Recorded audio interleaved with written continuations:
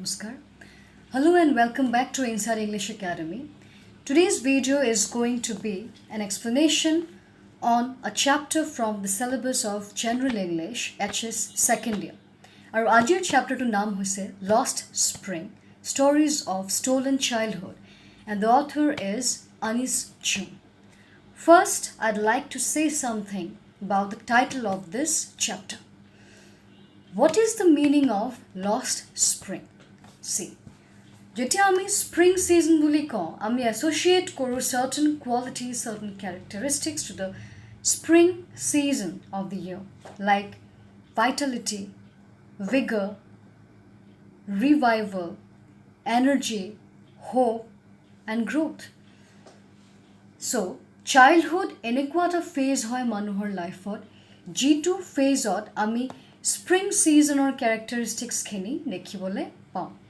সেইটো কাৰণে লষ্ট স্প্ৰিং টাইটেলটো দি পেলাই অথৰজনে ট্ৰাই কৰিছে to tell the readers that she is going to talk about childhood which in true terms is no' childhood at all, because যিকেইটা ষ্টৰিজ আমি পঢ়িম এই চেপ্টাৰটোত, the stories of the two boys চাহেব-e-Alam and Mukesh, in different situations of life, from them childhood has been denied, childhood has been snatched away. So that's why she had subtitled this chapter as Stories of Stolen Childhood. Let's find out what is rag picking. Garbage dumps bilakor ami dekha pao that at a section thake of people who always goes on looking for things in those garbage dumps so that they can find something which can be of use for them. And rag mane hoise jibur worn out and used bostu. And these people, the rag pickers of the society, teuluke rag picking or through di pelai nijok survive kori rakhise. And a first story to ami henekwa ta section or uport ami porhim, jitu section completely survive kore only on rag picking. And the third important thing is the name of the first main character of our first story.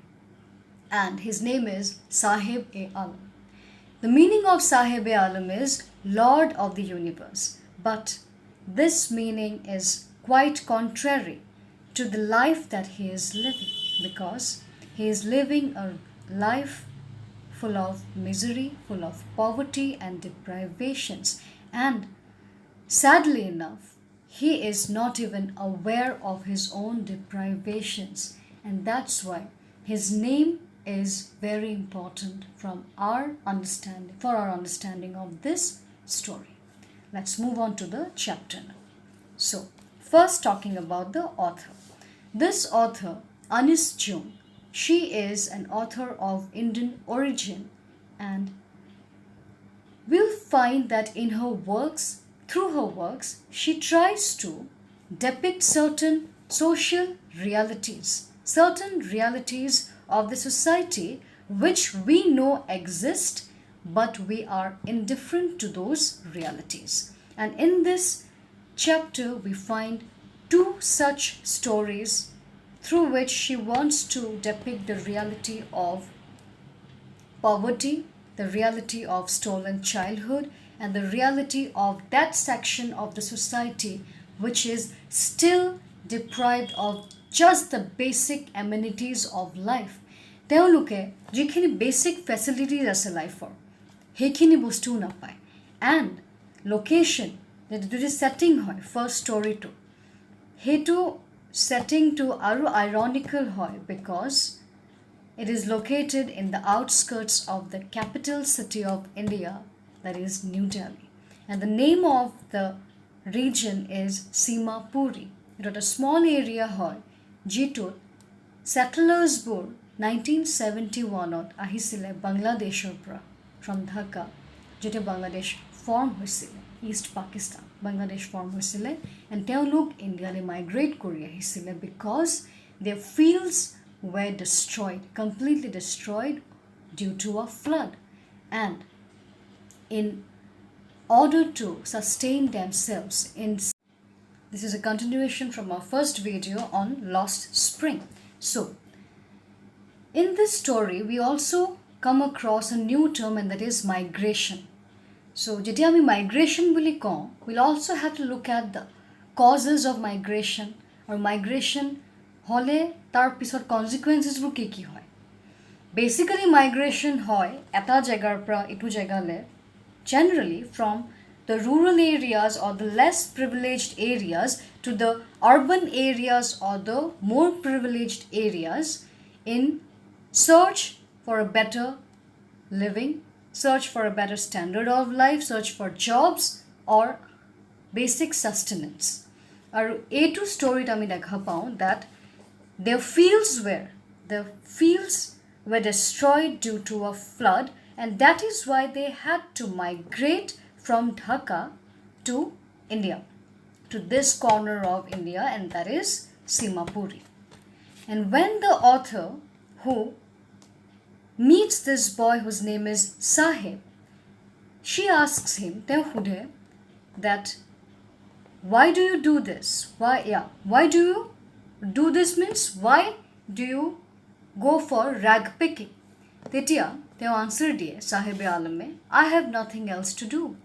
And this reply, so this is a point that you have to keep in mind while reading this story, that the replies of Sahibe Alam are very important, because his replies give us a perspective of this section of the children towards life. He says, I have nothing else to do. Go to school. I said glibly. Glibly mane hoise superficially, in a very casual way. Then koise, go to school. Realizing immediately how hollow the advice must sound. Then user gone paise that jitu advice dise, it both hollows and lagise. There is no school in my neighborhood. When they build one, I will go. And this reply is very important, because here we see that boys like Sahib, or G2 section of children Sahibe represent Korise, they want to study, they want to go to schools, but they are deprived of education. This is one important point that you have to note, that they are deprived of education. Next, if I start a school, will you come? Titya Anis Junge Hurise. The boy. Then he says, yes, smiling broadly, and his broad smile, it says all, because that is his dream, to go to a school and study. A few days later, I see him running up to me. Is your school ready? See, these are innocence that we find in little children, but through the innocent questions, these are certain realities which the author tries to expose. That is, a false promise korisile author jone in a very casual way. Teo hetu mean kora nasile that it would break his heart someday or it would hurt him. But jetia realize korile, jetia he child jone teor sort ahi pelai hudhile in a very exuberant and hopeful manner that school khon ready hoise niki apunar, that's when he realized that this is just one of those many promises jebur kora hoy government e kore ba privileged section to kore to this section of the society, but he promises bur ketiao meet kora no hoy, he promises bur ketiao rakha no hoy, and so she feels guilty.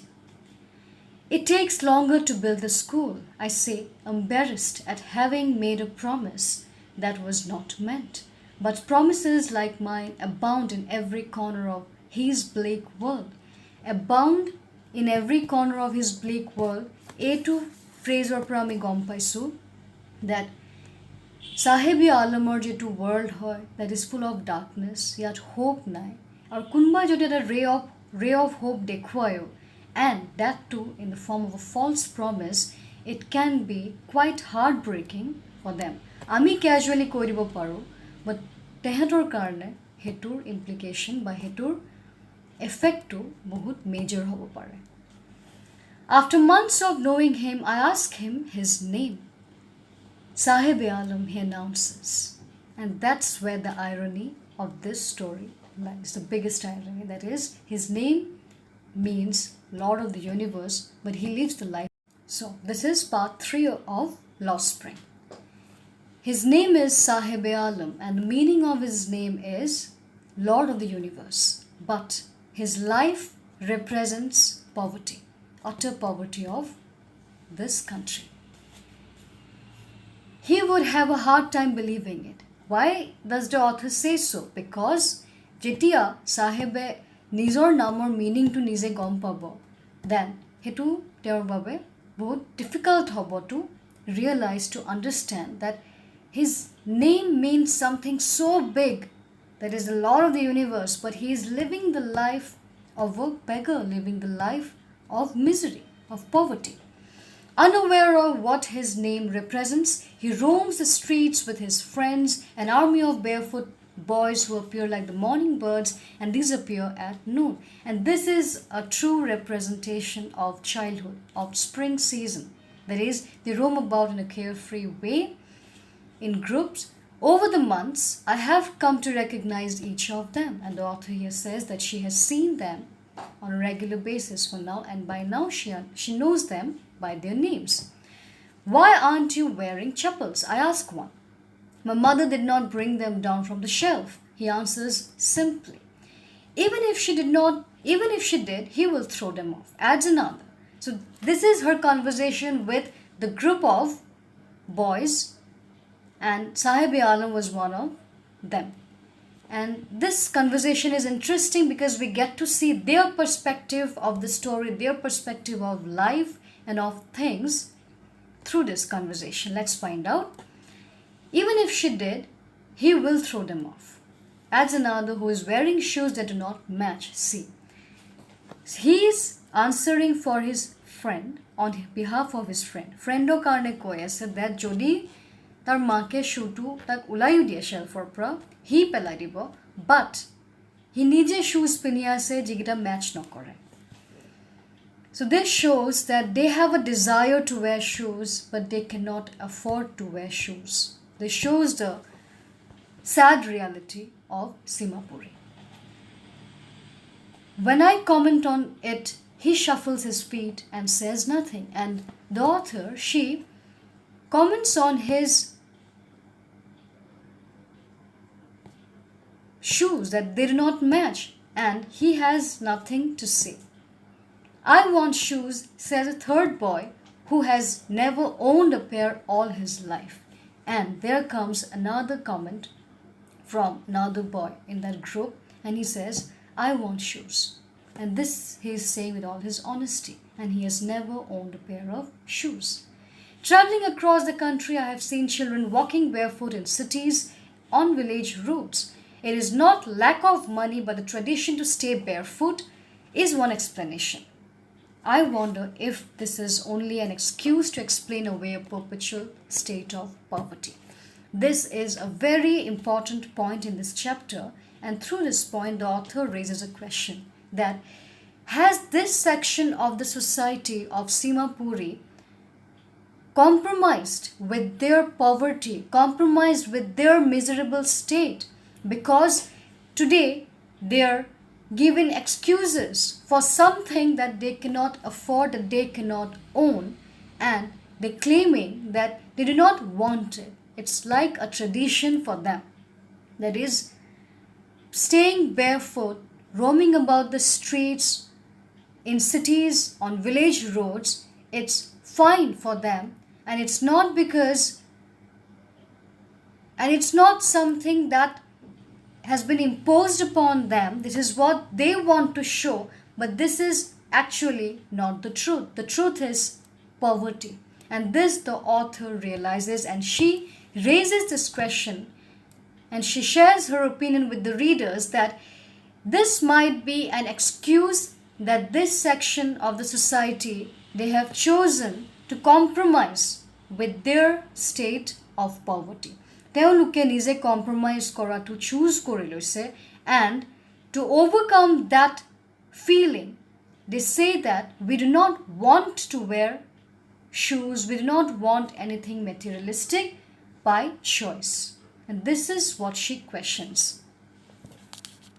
Moving on.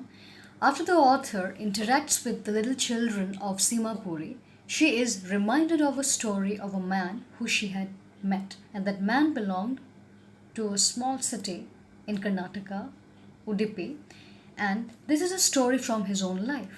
He says, when he was a boy, he used to stop by a temple in which his father served as the priest while on his way to school. And he would always pray for just one thing, and that is a pair of shoes. 30 years later, when the same man visited the same place, he was astonished to find that the temple had turned into a completely desolate space. And desolate space মানে হৈছে য'ত কোনো মানুহ ইতে নাযায়। কিন্তু সেই টেম্পলটো বেকয়াৰ্ডত এতিয়া তাতে নতুন প্ৰিষ্টজন থাকে with his family. There was his son who came running from school wearing the uniform, his socks and pair of shoes. He threw his bag on the folding bed. And then that's when the man, he realized that once upon a time, he as a small boy had prayed to the goddess for a pair of shoes, and the goddess had granted his prayer. And the next prayer that he made was, let me never lose them. And the goddess granted that prayer too. Young boys like the son of the priest now wore shoes, but many others like the rag pickers in my neighborhood remained shoeless. So, through this short story from the life of that man from Udupi, the author tries to tell the readers that where one community has developed, where people are getting developed and getting the material facilities in their lives, there still exists a section in this corner of New Delhi, that is Simapuri, where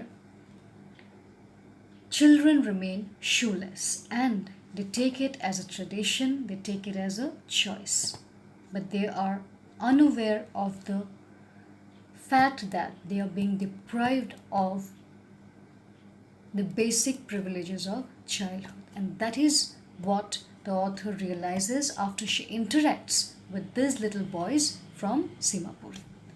My acquaintance with the barefoot rag pickers leads me to Simapuri, a place on the periphery of Delhi, yet miles away from it metaphorically. This line is very important, in fact this entire paragraph, because here we get to know more about Simapuri. Here, the author pays a visit to Simapuri and she finds out that this place is located in the outskirts, it is on the periphery of Delhi, just close to the national capital, yet miles away from it metaphorically. Miles away from it metaphorically মানে কি বুজাইছে that Delhiৰ ইমান ওচৰত থাকি পেলাইও যোনখন চিটিত সব বস্তু at best পোৱা যায়, capital city হয়, best security, best facilities, best form of luxury, তাৰ ওচৰতে এখন সৰু সেটেলমেণ্ট আছে, এনেকুৱা এটা এৰিয়া আছে যিটো নাম হয় সীমাপুৰী, এণ্ড ইয়াত একো বস্তুৱে নাই, বেচিক ফেচিলিটিজখিনিয়ে নাই, and still people survive on rag picking. সেইটো কাৰণে কৈছে on the periphery of Delhi yet miles away from it metaphorically. Metaphorically মানে হৈছে in a very figurative way, that is ওচৰত আছে ডেলিৰ, বাট যদি আমি ইয়াৰ হিডেন মিনিংটো চাওঁ, যদি আমি ৰিলেট কৰোঁ to the facilities which R available in Delhi and available in Simapuri, তেতিয়া আমি গম পাম that